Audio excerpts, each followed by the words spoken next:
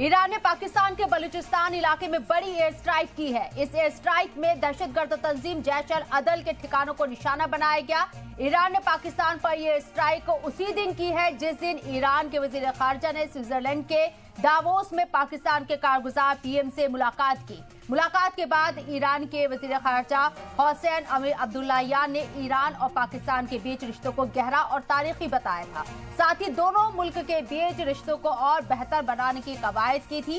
पाकिस्तान से ऑपरेट हो रहे दहशतगर्द तंजीमों ने गुज़िश्ता महीने ईरानी शहर रास्क में एक पुलिस स्टेशन को निशाना बनाया था। इस हमले में 11 पुलिस एहलकारों की जान चली गई थी। इसके अलावा 3 जनवरी को करमन शहर में एक और हमला किया गया जिसमें 90 से ज्यादा ईरानी शहरियों की जान चली गई थी। ईरान ने लगभग 1 महीने बाद पलटवार करते हुए पाकिस्तान में मौजूद टेरर ठिकानों पर यह हमला किया है। ईरान की हुकूमत कई बार पाकिस्तान को दहशतगर्द तंजीमों पर लगाम लगाने की वार्निंग दे चुकी है। इसके बावजूद पाकिस्तान ने इस पर कोई लगाम नहीं लगाई, जिसके नतीजे में ईरान ने यह हमला किया। पिछले कुछ दिनों में इराक और सीरिया के बाद पाकिस्तान तीसरा मुल्क है जहां ईरान ने हमला किया है। पाकिस्तान ने इस हमले के संगीन नतायज भुगतने की धमकी ईरान को दी है। साथ ही ये भी कहा है कि ये हमला किसी भी हाल में नाकाबिले कबूल है। दोनों मुल्क के बीच बातचीत के कई जराए मौजूद हैं।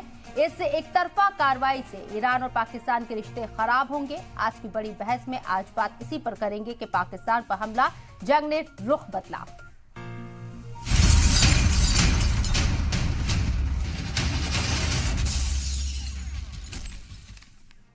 तो अब तक ये माना जा रहा था कि ईरान और पाकिस्तान के रिश्ते मजीद मजबूत होंगे, लेकिन जब ईरान के जरिए स्ट्राइक किए गए तो उसके बाद अब रिश्तों के ऊपर भी सवाल उठने लगे हैं और इनकी मजबूती कितनी रहेगी इस पर भी सवाल उठने लगे हैं।